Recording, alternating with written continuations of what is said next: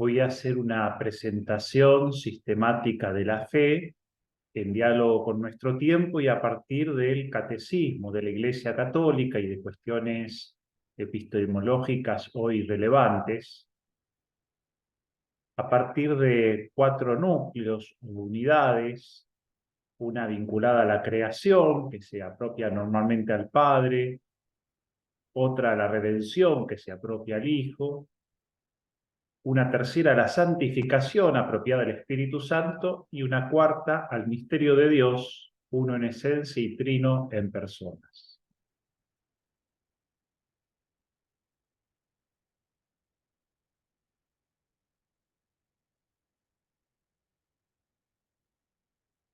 Dios nos crea libremente por sabiduría, no por necesidad. Crea todo lo visible y lo invisible. Dios gobierna al mundo con su providencia y al hombre lo predestina a la salvación. No hay necesidad en Dios de crear. No necesita realizarse a partir de la creación. No es algo obligatorio. Lo hace libremente, no le incrementa gloria a Dios, no le incrementa riqueza a Dios, no le incrementa poder.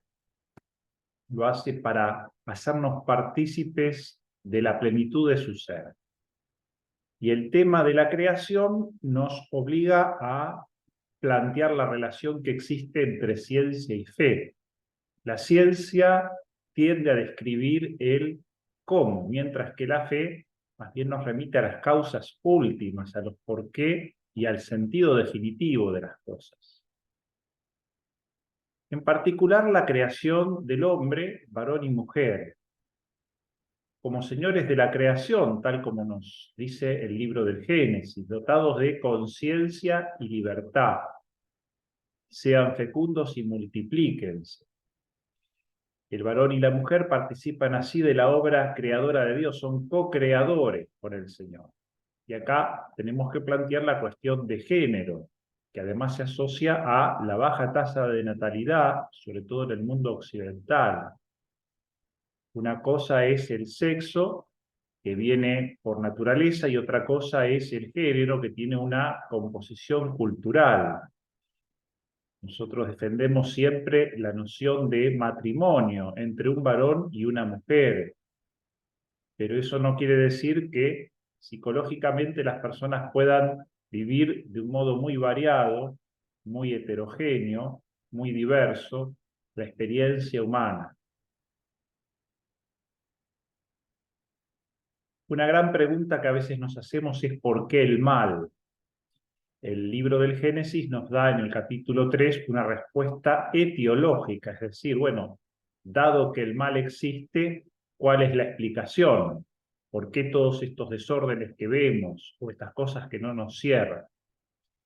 La idea es que hay un pecado original originante, una desobediencia, que se transmite por generación, no por propagación, no por mal ejemplo, simplemente, sino como algo inherente a nuestra condición humana. Y eso es lo que llamamos el pecado original, originado por el que nacemos cada uno de nosotros. Y que explica también el misterio de inequidad en el mundo. El mal de continuo del que hablan los sucesivos capítulos del Génesis después de Génesis 3. El tema del mal es un gran interrogante, sobre todo cuando se convierte en injusticia o en atrocidad. Pensemos, por ejemplo, en el Holocausto. Al misterio de inequidad le corresponde el misterio de piedad. Por el pecado entró el mal, la muerte en el mundo, y por Jesucristo la redención y la vida. Se invierten las cosas en espejo. Hay como una sobreabundancia de amor que compensa el déficit de la injusticia con respecto a la equidad. La encarnación nos dice que la palabra se hizo carne y habitó entre nosotros, y entrando en el mundo y asumiendo el Hijo de Dios una naturaleza humana semejante a la nuestra, redime todo lo que es carne, es decir, todo lo que es creado, y en concreto a cada uno de nosotros. por toda su vida. Toda la vida de Jesús es redentora, cada palabra, gesto, actitud, pero de un modo particular lo es su amor hasta el extremo, la entrega de su vida, la cruz, como expresión de amor radical. La Pascua del Señor transfigura y glorifica la carne envilecida por el pecado. La desfiguración de la cruz es anticipo de la transfiguración pascual. Y por eso podemos decir que el Cristo es Jesús de Nazaret. Vamos por partes. El mismo que resucitó de entre los muertos, se apareció a los discípulos glorioso, fue mostrado por el Padre, o fue visto por los discípulos, todas esas expresiones son posibles con el griego opse, el que ascendió al cielo y ha de venir a juzgar a vivos y muertos, el que se convierte en paradigma último del quehacer ético y de las decisiones profundas de los seres humanos, es Jesús de Nazaret. Pero para sostener este anuncio, este querigma de la resurrección, hace falta dar algún argumento de credibilidad. El sepulcro vacío es un indicio, pero puede tener otras explicaciones como lo dice el mismo Evangelio de Mateo. Por ejemplo, se robaron el cuerpo. Por eso los argumentos de credibilidad pasan por el testimonio de los primeros cristianos. Ellos dicen que Jesús se les apareció, que lo vieron, y dan pruebas empíricas de esa presencia. Está con ellos, come con ellos.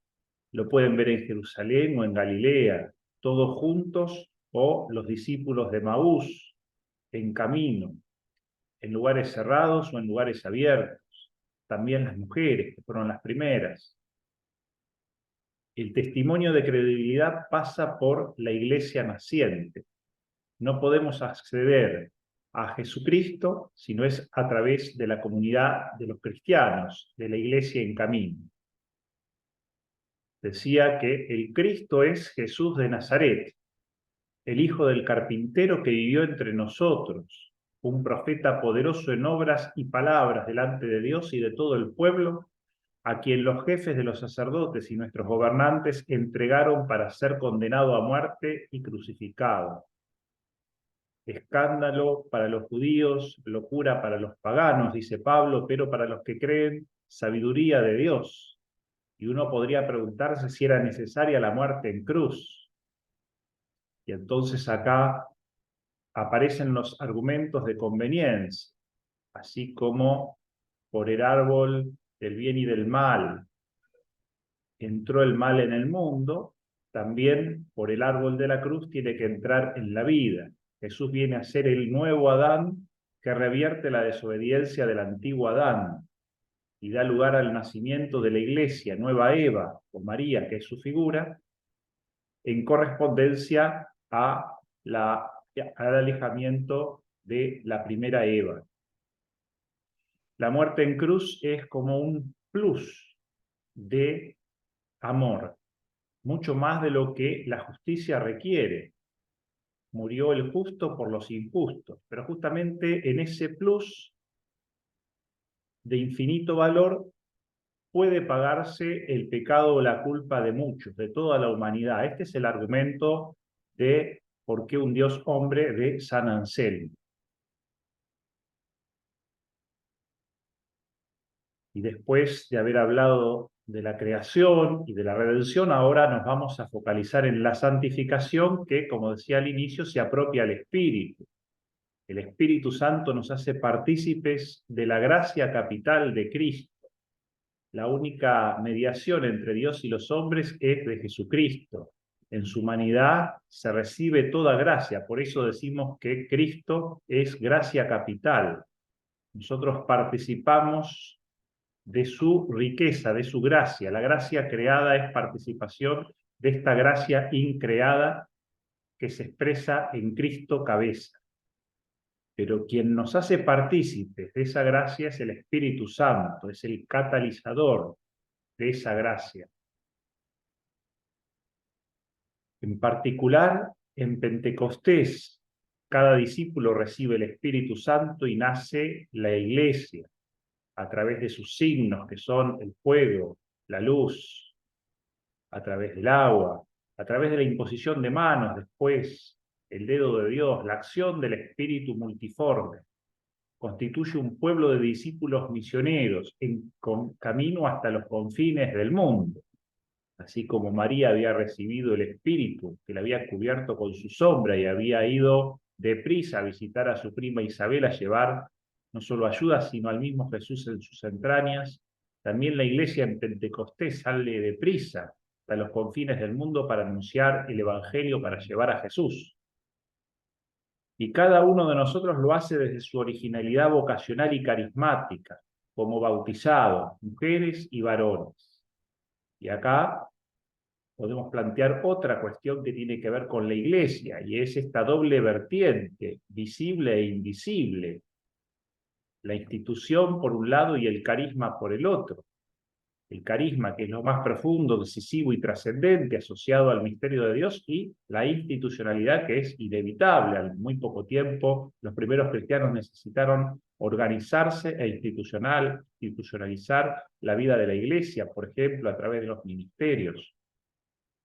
Tiene que haber un equilibrio. Siempre la institución tiene que estar sujeta al carisma, sujeta a la vida divina, lo histórico a lo escatológico, lo visible a lo invisible, lo humano a lo divino, como en Cristo, por analogía con el modo en que se vinculan las naturalezas humana y divina en Cristo. Esta iglesia es una iglesia en camino, una iglesia que transita la historia humana a través de generaciones, en diferentes tiempos y contextos, participando del ministerio profético, sacerdotal y real de Jesucristo, es decir, de la palabra hecha carne, que escucha y anuncia, de la celebración, que expresa sobre todo en sus sacramentos, pero también en la piedad popular, y de la vida de Jesucristo, la vida de comunión eclesial y la vida como expresión de vida plena en el mundo, transformando o buscando transformar las realidades temporales para que el reino de Dios esté más cerca. La Iglesia está llamada a convertirse en icono de la Trinidad en el mundo, sacramento universal de salvación. Y acá entonces tenemos dos cuestiones. Por un lado, la unidad de la Iglesia, que es el tema del ecumenismo, después del año 1054, sobre todo la separación con las iglesias de Oriente, y en el siglo XVI con las confesiones reformadas. El movimiento ecuménico busca volver a los fundamentos de unidad, que están en Jesucristo y en la Trinidad. Pero también el diálogo con el mundo. Una iglesia en camino tiene que dialogar con diferentes pueblos, culturas, idiosincrasias, filosofías. Y este es un arte que hoy tenemos que cultivar particularmente, la cultura del encuentro de la que habla el Papa Francisco.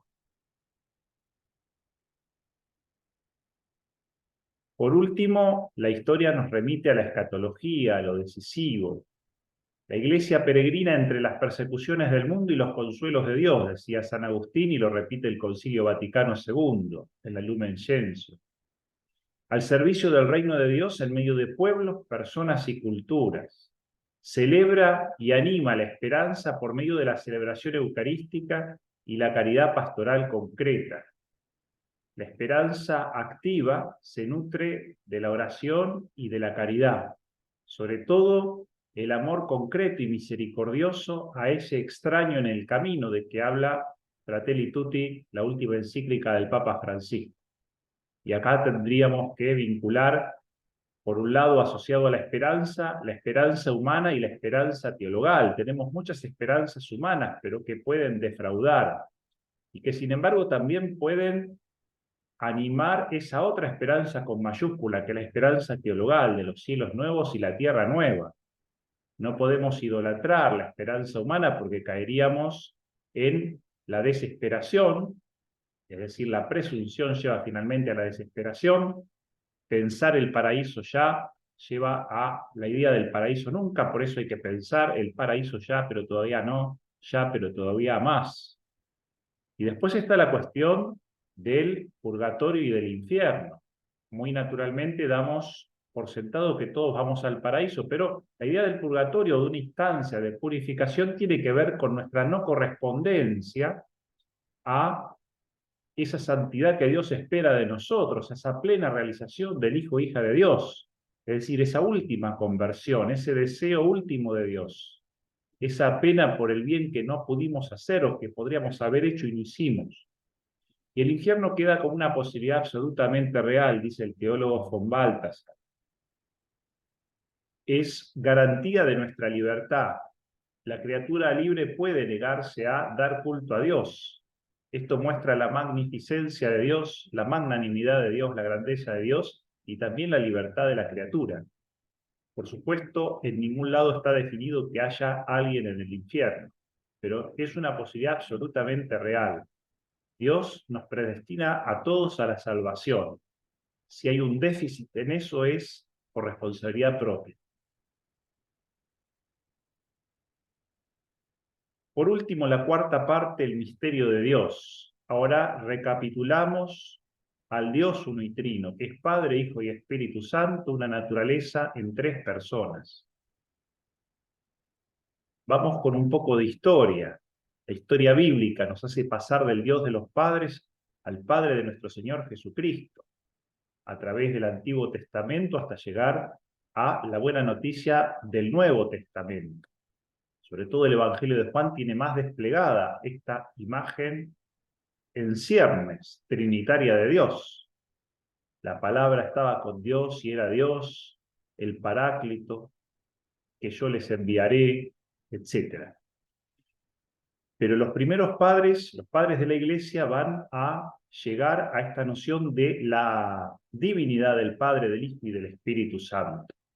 En el Concilio de Nicea se va a definir la consustancialidad del Hijo con el Padre. Y en el de Calcedonia se va a decir que el Espíritu Santo es Señor y vivificador y merece la misma gloria y alabanza que el Padre y el Hijo. Ahí ya tenemos entonces la definición de la divinidad de las tres personas iguales en dignidad, en poder, en sabiduría. Pero a lo largo de la modernidad se va a dar un fenómeno que es el olvido de la Trinidad. Va a quedar un Dios como monista o monoteísta solamente. Y esto va a empobrecer la riqueza de la Iglesia, que se va a tornar muy piramidal, muy centrada en el uno, sin diversidad, y también va a opacar la acción del Espíritu Santo, que va a quedar reducido a gracia solamente, y la valorización de la mujer. La Ruaj, el espíritu, es femenino, por eso va asociado a la mujer. El siglo XX va a recuperar esta noción del espíritu, sobre todo un teólogo, Yves Congar, la repatriación trinitaria de la que habla Karl Rahner, y por eso también va a haber nuevas posibilidades para la interacción con las mujeres y el concepto de perijoresis en la Trinidad, circulación de vida.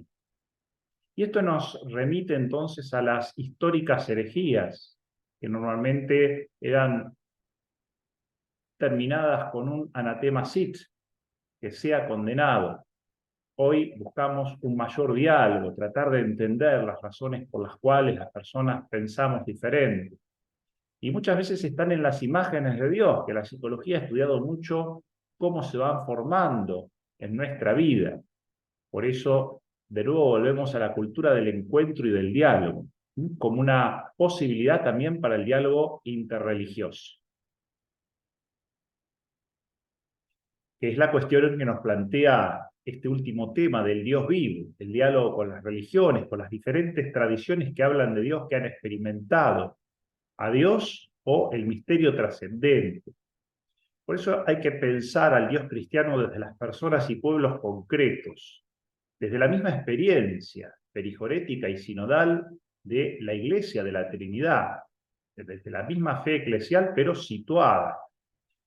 Y hay que pensar a Dios como inhabitando este mundo con sus gozos y esperanzas, tristezas y angustias, como misterio de salvación para todas personas. para las personas sobre todo que sufren, que están mal. Es un Dios de vivos. A partir de esta noción inculturada de Dios, es decir, de un Dios asociado a la historia humana y al hombre concreto, histórico y real, es que surgen diferentes teologías contextualizadas. En primer lugar, después del Concilio Vaticano II, llama la atención las teologías latinoamericanas, pero hoy hay teologías en Asia, en África. Y también la misma teología europea está llamada a transformarse, porque han cambiado los tiempos.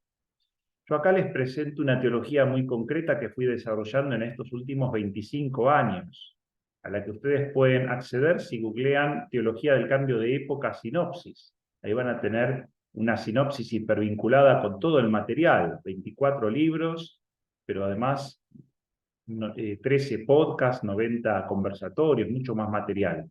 Una obra sistemática muy fácil de entender a partir de esa sinopsis. Es una teología inculturada en el cambio de época desde Argentina en diálogo con diferentes instancias académicas, culturales y pastorales. Que la disfruten.